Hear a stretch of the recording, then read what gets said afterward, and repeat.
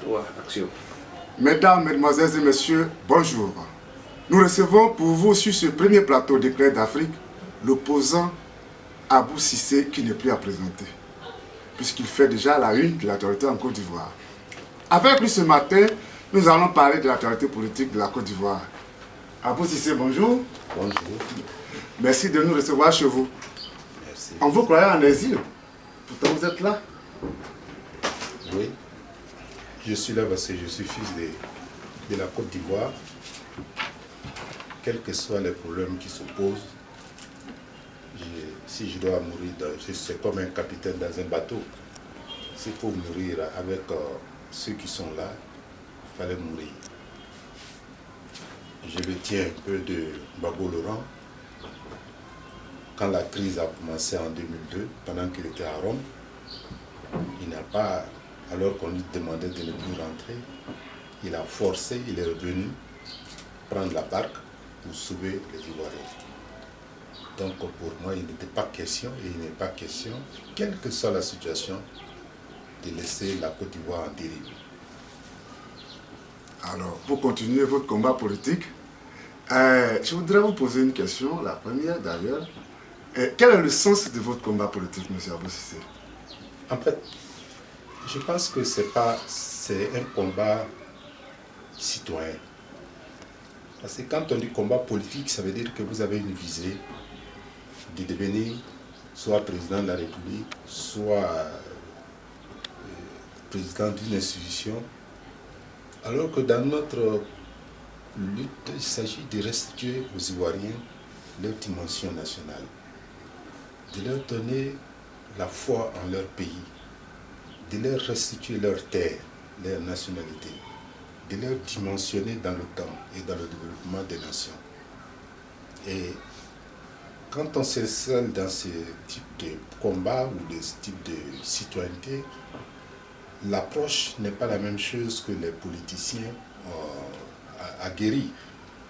Mais quand bien même dans notre État, nous défendons l'ensemble des prisonniers politiques. Nous ne le défendons pas parce que nous faisons partie d'un parti ou de notre parti. Nous disons que nous devons nous battre pour que les hommes politiques n'aillent pas en prison parce que leur place, ça se trouve dans le peuple. Je vais sauter d'ailleurs sur la question. Tout à l'heure, on vient d'annoncer la libération de plusieurs prisonniers politiques. Vos sentiments, M. Abou Cissé? Il y a quelques 10 minutes, j'ai été informé de la libération d'un certain nombre de prisonniers politiques. Et c'est une partie, ce n'est que partie remise. Mais ce que je souhaite, c'est la libération totale de tout le monde. Il ne s'agit pas de laisser Simone Gbagbo là-bas en attente pour voir la réaction de la population. Je pense qu'il faut penser à libérer tout le monde. La paix ne peut s'obtenir que par la libération de tous ceux qui sont acteurs de l'action politique en Côte d'Ivoire. Et je pense aujourd'hui, l'Ivoirien tel que s'était senti prisonnier dans toutes leurs dimensions. Dans tous les recoins de la Côte d'Ivoire aujourd'hui, on ne parlait que la libération des prisonniers politiques. Si nous entendons qu'on a libéré, parce qu'il y a 800, si on a libéré les 800, y compris Mme Gbagbo, Mme Simone Gbagbo et le président du FPI, la joie est partagée. Parce que ma joie, c'est la joie d'abord du peuple. C'est une joie citoyenne. Parce qu'au-delà de la libération, c'est la libération de la Côte d'Ivoire que j'ai prévoir. Je ne me sentirai très très accompli dans cette joie tant que je ne verrai pas Simone Gbagbo, tant que je ne verrai pas Gbagbo Laurent, qui est un fils digne de la Côte d'Ivoire, tant que je ne le verrai pas dehors, libéré de tout soupçon. Parce que s'il m'avait affaire, ce couple-là formait vraiment un couple formidable. Je n'ai pas bénéficié de quoi que ce soit, mais le bénéfice que j'ai aujourd'hui, c'est de pouvoir le défendre. Et je suis heureux de cette libération. Je pense que lorsque j'aurai encore tous les éléments d'appréciation, j'interviendrai pour dire ce que je pense réellement, parce que c'est à chaud, on vient de le dire il y a 10 minutes, donc je ne peux pas quand même faire des commentaires savoir quels sont les gens qu'on a libérés.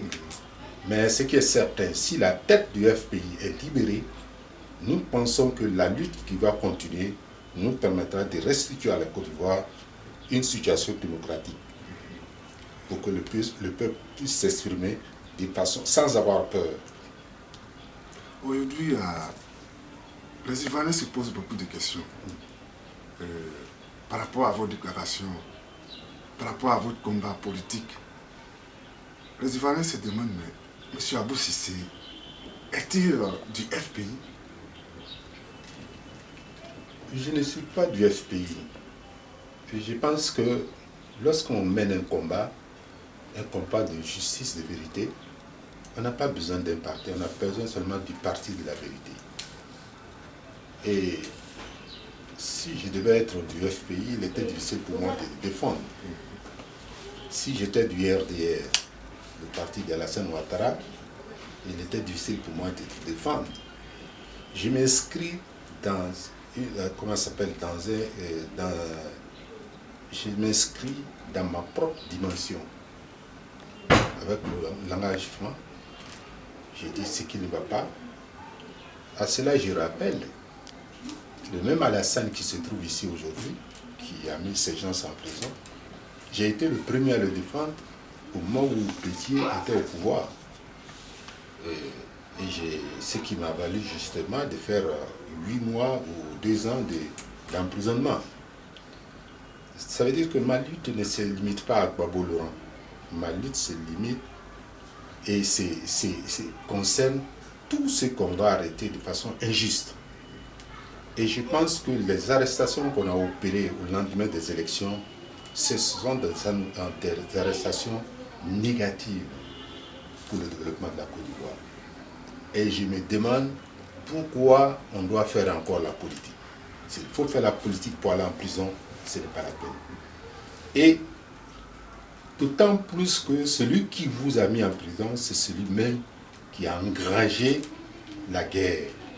Comment faut-il comprendre, dans cette injustice, quand bien même je suis du Nord, qu'on puisse accepter que l'injustice soit commise par un homme du Nord, l'homme du Nord qui est assez très conciliant. Ceci m'a paru incroyable. J'ai eu beaucoup d'interventions pour me dire, tu es un homme du Nord, tu dois t'associer avec tes frères du Nord, tu es un musulman, tu dois t'ajouter aux frères, aux musulmans.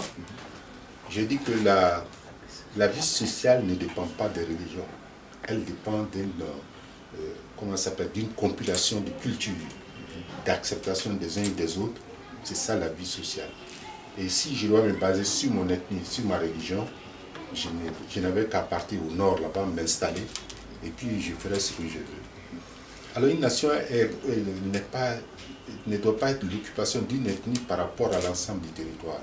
Une nation, c'est l'ensemble de tout un contenu d'un territoire donné. Et la Côte d'Ivoire a 68 ethnies, et ces ethnies-là doivent se comprendre. Et si nous nous attelons à faire de telle sorte qu'il n'y a pas cette compréhension, nous ne pourrons pas former une nation. Alors, vous avez tout à l'heure parlé du Nord. Et lors de la tournée présidentielle du président Alassane Ouattara, il a souvent dit dans ses discours que sa politique se base sur un rattrapage ethnique. Sur ce point, vous qui êtes fils du Nord, qu'en dites-vous? Vous savez, est-il juste de dire que le Nord est en retard par rapport au reste de la Côte d'Ivoire? Vous savez, Alassane ne connaît pas la Côte d'Ivoire, il connaît que le Burkina Faso.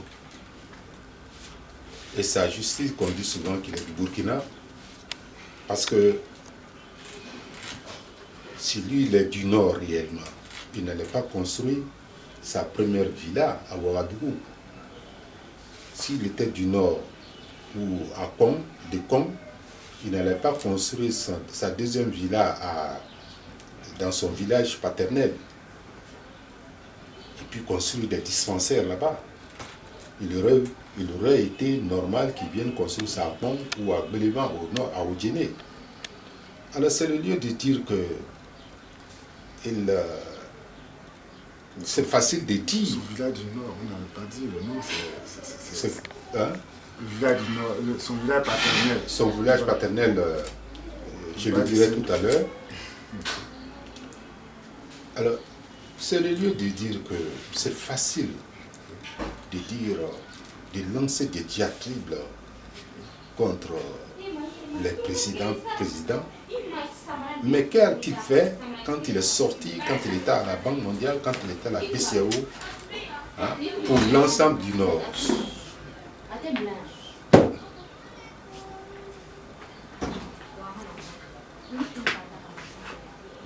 Alors, donc, par conséquent, quand il dit que le Nord a été mis en retard, je voulais poser la question, et je lui ai posé souvent la question dans mes écrits. Est-ce qu'il y a un président qui a dit à un homme du Nord de ne pas aller construire chez lui? Il y a eu plusieurs programmes de développement. Le plan d'urgence que vous avez prôné pour donner l'argent à chaque responsable de chaque région pour pouvoir aller développer leur région. C'est avec des centaines de milliards. Et ces sommes ont été gérées par les fils de cette région, de ces régions-là. Je prends le cas de Djinné, où c'était Lamine Diabaté. Je prends le cas de Korogo, où c'était un fils de Korogo. Mais cet ensemble de choses était fait pour que les fils du Nord, qui ont des palaces dans le sud, qui ont des constructions ici, qui habitent des châteaux, pour que ceci, ça aille au moins construire. Malgré cette demande, cet apport d'aide pour développer le Nord,